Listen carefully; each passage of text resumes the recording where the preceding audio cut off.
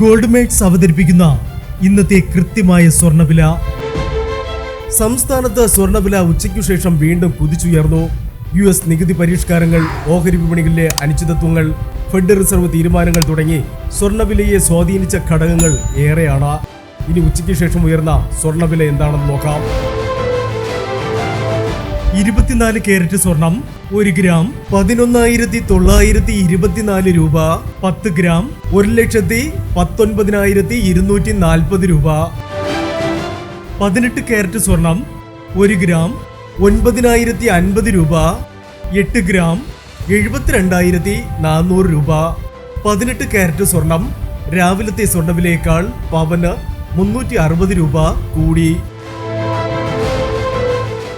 22 carrot സ്വർണം 1 gram 10,930 രൂപ. 8 gram 87,440 രൂപ.